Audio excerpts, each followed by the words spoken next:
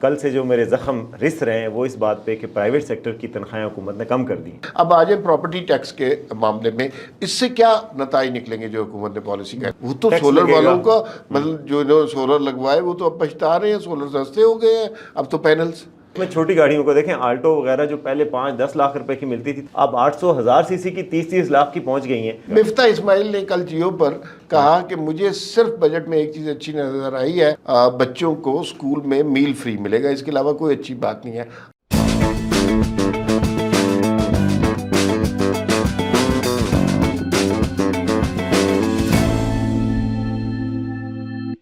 ناظرین السلام علیکم، ایک دفعہ پھر وی نیوز ایکسکلوسیو سے کے ساتھ میں اور وسیم عباسی آپ کی خدمت میں حاضر ہیں. بجٹ 2024 آپ کی خدمت میں اورنگزیب صاحب نے، وفاقی وزیر خزانہ نے کل پیش کر دیا. اب بجٹ جو ہے وہ ایک تقریر تو کر دی گئی، لیکن اس کے اندر بہت ساری ایسی چیزیں ہیں جن کے بارے میں ابھی بہت سے اندیشے، موشگافیاں، تخمینے لگائے جا رہے ہیں. بہت سی باتیں جن کے بارے میں لوگوں کو ابھی کلیئرٹی نہیں ہے. بہت سی باتیں ایسی ہیں جن کے بارے میں لوگوں کو کچھ خوف ہے کہ شاید ایسا ہو جائے، شاید ایسا نہ ہو جائے. کچھ اچھی باتیں بھی ہیں، لیکن لوگ کہتے ہیں کہ اچھی باتوں کا تناسب بری باتوں کی نسبت کم ہے. تو ہم کوشش یہ کر رہے ہیں کہ آج کی اس گفتگو میں مختصر ترین طریقے سے آپ کو جو بجٹ ہے اس کے سیلینٹ فیچر آپ کو بتا دیں، کیا اچھا ہے، کیا برا ہے، کیا مہنگا ہوا، کیا سستا ہوا، غریب کے لیے کیا ہے، امیر کے لیے کیا ہے، گاڑیاں سستی ہو رہی ہیں، گاڑیاں مہنگی ہو رہی ہیں، سولر والے کیا کہہ رہے ہیں اور پیٹرول والوں کی کیا سنی جا رہی ہے. تو ان سب چیزوں میں بات کرتے ہیں. تو وسیم صاحب، بنیادی کیریکٹرسٹکس یا سیلینٹ فیچرز آپ کو کیا نظر آتے ہیں بجٹ کے؟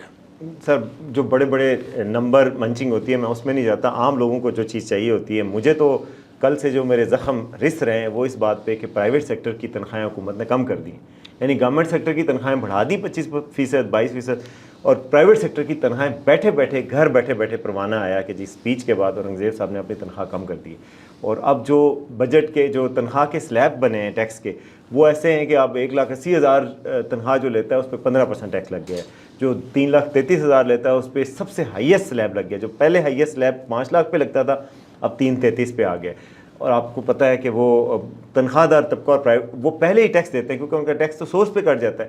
تو حکومت نے یہ تھوڑی سی لیزینس کا مظاہرہ کیا کہ ٹیکس نیٹ بڑھانے کے بجائے جو پہلے ٹیکس نیٹ میں تھے ان کو ذرا سکویز کرنے کا. لیکن اس سے کیا پرائیویٹ انٹرپرینور انکریج نہیں ہوگا، یا ایک طرح سے اس کے اوپر پریشر نہیں پڑے گا کہ وہ بھی اپنے امپلائی کی تنخواہ اسی تناسب سے بڑھائے جس تناسب سے حکومت نے بڑھائی ہے؟ ماضی میں ایسا ہوتا بھی رہا ہے. نہیں، انکریج کیا ہونا ہے پرائیویٹ سیکٹر کو. پرائیویٹ سیکٹر پہلے ہی رو رہا ہے کہ جی ہمیں انسینٹیو نہیں مل رہے، بجلی کی کاسٹ بڑھ گئی ہے، باقی چیزوں کی. تو یہ اگر یہ آپ پہ ایڈڈ پریشر ڈالا ہے نا گورنمنٹ نے پرائیویٹ سیکٹر پہ بھی، جو انٹرپرنور ہے، جو چلا رہا ہے اور جس نے تنخواہیں لوگوں کو دینی ہے، اس کے لیے تو اور مصیبت بن گئی ہے. تو میرا نہیں خیال، مجھے یہ چیز بالکل نہیں پسند آئی ایک گورنمنٹ کی جو بجٹ میں میرا تبصرہ ہے. دوسرا مجھے جو اچھی لگی وہ بجٹ میں پراپرٹی پہ ٹیکس ہے. میں چاہتا تھا میں پراپرٹی پہ آپ سے بات ضرور کرنا چاہتا ہوں، لیکن اگر ہم ویجز ہی ڈسکس کر رہے ہیں مجھے ذرا یہ بتا دیجئے کہ منیمم ویج کو بھی ڈسکس کر لیں. منیمم ویج کیا ایک فیزیبل نمبر ہے یا نہیں ہے؟ منیمم ویج 37,000 مناسب ہے میرے خیال میں، کیونکہ میں اس پرسپیکٹو میں کہہ رہا ہوں کہ پاکستان میں منیمم ویج مل ہی نہیں رہی تھی. جو 32,000 تھی پہلے، وہ 32,000 کسی کو نہیں ملی. تو 37,000 میں بھی میں آپ کو بتا سکتا ہوں کہ مثلا HSE ہے، اس کے سینیٹری کے ورکرز ہیں، ان کو 22,000 نہیں مل رہی تھی. تو ان کو 37,000 کیسے ملے گی؟ سیکیورٹی گارڈز، آپ باہر جا کے نکلیں یہاں پہ دفتر کے باہر سے آپ دیکھتے جائیں، سیکیورٹی گارڈ کسی سے بھی پوچھیں اس کی 37,000 تنخواہ ہے، 32 بھی ہے، ان کی 20,000 تنخواہ، پورے 7 دن کام. تو یعنی پاکستان میں منیمم ویج ایک اناؤنس کرنے کے لیے تو بہت خوبصورت نعرہ ہے. اور کچھ INGOs ہیں، کچھ بڑے ادارے ہیں ریپیوٹیڈ، وہ تو کر دیتے ہیں امپلیمنٹ، باقی نہیں کرتے. گورنمنٹ کو یہ بھی چاہیے کہ منیمم ویج اگر اناؤنس کی ہے تو پھر اس کو امپلیمنٹ بھی کیا جائے. اچھا، ڈومیسٹک ہیلپ کے معاملے میں یہ بڑا سیریس کوسچن ہے. اسکول ٹیچرز کے معاملے میں، یہ پرائیویٹ اسکول ٹیچر کے معاملے میں بڑا سیریس کوسچن ہے. 7-8 ہزار روپے میں ملازم کام کر رہے ہیں، تو ان کو یہ گورنمنٹ کی منیمم ویج پالیسی کے اندر آنا چاہیے. پرائیویٹ سیکٹر کو کس طرح لائیں گے، یہ بہت بڑا کوسچن ہے. اب آ جائیں پراپرٹی ٹیکس کے معاملے میں، اس سے کیا نتائج نکلیں گے جو حکومت نے پالیسی کا؟ یہ تھوڑی سی میرے خیال میں step in the right direction اس وجہ سے ہے کہ جو لوگ پہلے ٹیکس نہیں دیتے تھے، بھائی تنخواہ دار تو آپ کو مل گئے ایک دفعہ، بس آپ ان کو ہی اسکویز کیے جا رہے ہیں. नए लोगों को टैक्स में लाए ना, रिटेलर्स हैं जो पाकिस्तान में छोटे दुकानदार हैं, उन पे टैक्स नहीं लग रहा इस तरह, उन पे टैक्स लगाने के बजाय 2% मैन्युफैक्चरर पे टैक्स लगेगा, जिसका मतलब होगा कि 2% महंगी हो गई चीज़ें सारी। रिटेलर को कोई नुकसान नहीं हुआ, चीज़ें उसने महंगी करके आपको पास कर दिया, पहली बात। दूसरा ये है कि जो प्रॉपर्टी का इतना बड़ा पाकिस्तान में इंफ्रास्ट्रक्चर है, आप बाहर जाएं सड़क पे तो आपको हर दूसरी अच्छी गाड़ी जो है वो प्रॉपर्टी डीलर के पास ही मिलेगी या प्रॉपर्टी के बिज़नेस करने वाले के पास। यानी उनके पास बहुत सारा पैसा आया था, बहुत बड़ा बबल बना था, उसके बावजूद उन्हें टैक्स नेट में शामिल नहीं हुए, ना दिया था। अब ये गवर्नमेंट का एक अच्छा कदम है कि 15% टैक्स लगाएंगे जो फाइलर हैं प्रॉपर्टी का डील करेंगे, और जो नॉन फाइलर हैं उन पे तो 35-45% तक लेके जाएंगे।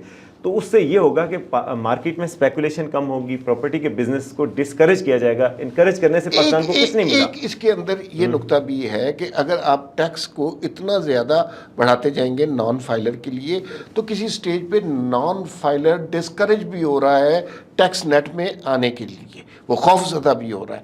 अगर आप टैक्स की शरह कम रखेंगे नॉन फाइलर के लिए तो शायद उसके लिए इंसेंटिव हो कि वो टैक्स नेट में आना भी चाहे। अब वो थ्रेटन भी हो रहा है, खौफज़दा भी हो रहा है कि वो इस स्टेज पे आएगा। लेकिन ये बात चलती है, बजट से पहले जो तखमीने थे वो कहीं जगह गलत भी साबित हुए। जैसे आप देख लीजिए सोलर के मामले में कहा जा रहा था कि नेट मीटरिंग ख़त्म हो रही है, ग्रॉस पता नहीं क्या सिस्टम आ रहा है।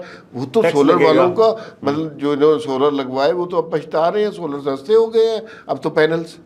नहीं, सोलर पैनल सस्ते नहीं होंगे। ये जो कल उन्होंने इंसेंटिव्स का ऐलान किया है, उन्होंने कहा है कि हम मैन्युफैक्चरर्स के लिए सहूलत पैदा करेंगे, जो पाकिस्तान में सोलर पैनल बनाएंगे उनके लिए रॉ मटेरियल आसान हो जाएगा। यानी ये नहीं कि बाहर से सोलर पैनल सस्ते हो रहे हैं, बल्कि सोलर पैनल बनाने की टेक्नोलॉजी सस्ती होगी वो पाकिस्तान में। और ये मेरे ख्याल में एक अच्छा कदम है, पाकिस्तान में बने और पाकिस्तान को इंपोर्ट बिल में इजाफा ना हो, यानी कि पाकिस्तान को बाहर से डॉलर दे दे के इंपोर्ट ना करने पड़े। प्राइस कम नहीं होगी फिर पाकिस्तान में? अगर पाकिस्तान में बनना शुरू होंगे तो कम होंगी, अगर नहीं बनना शुरू होंगे और बाहर से इंपोर्ट करेंगे तो इंपोर्ट पे तो कोई रियायत मजीद नहीं दी गई। पहले ही काम में वैसे आपको पता है कि कहाँ 100 रुपये पर वाट के होते थे, अब 22 रुपये, 25 रुपये, 27 रुपये पर वाट पे। अच्छा, जल्दी से मुझे ये बता दें कि गाड़ियों की पहले इंजन की बेसिस के ऊपर, पावर की बेसिस के ऊपर टैक्स लगता था, अब गाड़ियों की ओवरऑल प्राइस के ऊपर टैक्स लगने लग गया है। इसमें नुकसान होगा। इसमें छोटी गाड़ियों को देखें, आल्टो वगैरह जो पहले 5-10 लाख रुपए की मिलती थी तो उस पर सीसी के हिसाब से होता, 800 सीसी की गाड़ी है, 1000 सीसी की है, उस पर कम टैक्स लगेगा। अब 800-1000 सीसी की 30-30 लाख की पहुंच गई हैं। उन्होंने कहा कि प्राइस पे लगाएंगे, प्राइस पे लगने पे ये होगा कि 800 सीसी की गाड़ी पे भी अब बहुत ज़्यादा टैक्स लगेगा, वही टैक्स लगेगा जो होंडा सिटी पे लगता है, तो आल्टो पे अब वो टैक्स लगना शुरू होगा। तो वो गवर्नमेंट ने ये प्राइस के साथ लिंक करके थोड़ा सा टैक्स बढ़ाने की कोशिश की है, मजीद टैक्स लगेगा। तो और बाहर से जो गाड़ियाँ आ रही हैं तो उनके हवाले से भी एक पॉलिसी बनी है कि जी बाहर से जो इंपोर्ट करते हैं गाड़ियाँ, जो यूज़ गाड़ियाँ जैसे जापान वगैरह से हम मंगवाते थे और वो पाकिस्तान में चलती थी, बड़ी अच्छी गाड़ियाँ होती थी, 3 साल पुरानी होती थी। अब जो पाकिस्तान में मैन्युफैक्चरर्स हैं, आपको पता बड़े इन्फ्लुएंशियल हैं, जो पाकिस्तान में 3-4 बड़े किंग मेकर्स हैं, जो पाकिस्तान में टोयोटा, होंडा, सुजुकी, ये जो गाड़ियाँ बनाते हैं, इनकी बड़ी चलती है गवर्नमेंट पे। वो कहते हैं जी हम तो इन्वेस्टमेंट कर रहे हैं, हम ये कर रहे हैं। उन्होंने अब गवर्नमेंट को कायल किया है कि पाकिस्तान में अगर कोई इंपोर्ट होगी, इंपोर्ट तो कर सकते हैं, मगर आप उसको 3 साल तक बेचेंगे तो उस पर बहुत ज़्यादा टैक्स लगेगा। 3 साल तक आप उसको बेच नहीं सकते, तो वो बेसिकली डिस्करेज होगी कि जो रीयूज़ वाली मार्केट है उसको डिस्करेज करेंगे जो बाहर से इम्पोर्टेड। मिफ्ता इस्माइल ने कल जियो पर कहा कि मुझे सिर्फ बजट में एक चीज़ अच्छी नज़र आई है वफाकी बजट में कि बच्चों को स्कूल में मील फ्री मिलेगा, इसके अलावा कोई अच्छी बात नहीं है। आपका क्या ख्याल है? मेरा ख्याल है मुझे अच्छी चीज़ प्रॉपर्टी टैक्स लगा है, कुछ चीज़ें राइट डायरेक्शन में स्टेप्स लिए गए हैं, कोशिश लग रही है ये जो हमारे फाइनेंस मिनिस्टर उनकी कि टैक्स नेट को ब्रॉडन किया जाए, पाकिस्तान में नई जहतें ढूंढी जाएं, जैसे प्रॉपर्टी का टैक्स है, रिटेलर्स के लिए भी सोचा है उन्होंने, लेकिन अभी भी मैं समझता हूँ बहुत लेज़ी हैं। रिफॉर्म्स जो स्ट्रक्चरल रिफॉर्म्स होने चाहिए, जो बहुत ही डीप लेवल के, जिससे पाकिस्तान में हर बंदा टैक्स दिया करे। कुछ तो चौड़े हो के दुकानदार फिरेंगे कि हम टैक्स नहीं देते, और मैं जनाब और ज़्यादा परेशान होकर जाऊँगा कि मैंने टैक्स जो तनख्वाह में है और बढ़ गया। तो ये जो डिस्पैरिटी है इसको कम करना चाहिए। ये जो शेख साहब हैं जो हर 3 महीने बाद उम्रे पे चले जाते हैं, वो टैक्स नहीं दे सकते भला, तो टैक्स देना चाहिए। दूसरा, नॉन फाइलर के लिए एक और बड़ा इकदाम रेडिकल किया गया है कि नॉन फाइलर का बैरून मुल्क सफ़र नहीं हो सकेगा, तो वो फाइलर बनेंगे। तो डॉक्यूमेंट करने के लिए और इनकरेजिंग स्टेप्स किए गए हैं, जिससे मेरे ख्याल में इकॉनमी डॉक्यूमेंट होगी। और थोड़ा सा एक यानी कि स्टेप्स रिफॉर्म्स के लिए स्टेप्स बड़े ड्रास्टिक किस्म के नहीं लिए गए, छोटे छोटे बेबी स्टेप्स लिए गए हैं, तो मेरे ख्याल है वो भी ठीक है। लेकिन जो तनख्वाहों पे जुल्म किया है ना, ये इस पे वो एक और जो जुल्म हुआ है हमारे भाई, وہ ہر بندے کو ہٹ کرے گا، وہ ہے پیٹرولیم لیوی. پیٹرولیم لیوی پہلے 60 روپے تھی، اس کو 20 روپے بڑھا کے 80 روپے کر رہے ہیں. اس کا مطلب امیجیٹلی یہ ہے کہ ہر لیٹر پہ 20 روپے قیمت بڑھ جائے گی. تو جو 15 روپے 5 روپے 3 روپے کر کے قیمتیں کم کی تھیں، وہ ایک دم 20 روپے کا اضافی پڑے گا. تو وہ بھی ایک ٹھیک ٹھاک قسم کا ہے. وہ بھی ایک قسم کی سستی ہے نا جی. آپ ان نئے لوگوں سے جا کے ٹیکس، نئے لوگوں کا ڈیٹا اکٹھا کریں، نئے دکانداروں کو ٹیکس میں نیٹ میں شامل کریں، بڑے بڑے خرناٹ بزنس مینوں کو پکڑیں ان کے بجائے، اور بڑے بڑے سیکٹرز کو پکڑیں اس کے بجائے آپ نے سیدھا آسان طریقہ ڈھونڈا کہ ہر بندے پہ لگا دو. یہ انڈائریکٹ ٹیکس جو ہوتا ہے یہ لیزی قسم کی ٹیکسنگ ہے، یہ اچھی ٹیکسنگ نہیں ہے، یہ کوئی اچھی مثال نہیں ہے. اس کا مطلب جس کی تنخواہ میں سے پہلے ہی 1 لاکھ روپے ٹیکس کٹ چکا ہے، جو تنخواہ دار طبقہ ہے، ان کو بھی ایڈیشنل ٹیکسز دینے اصل میں اس بحث کو اب سمیٹتے ہیں.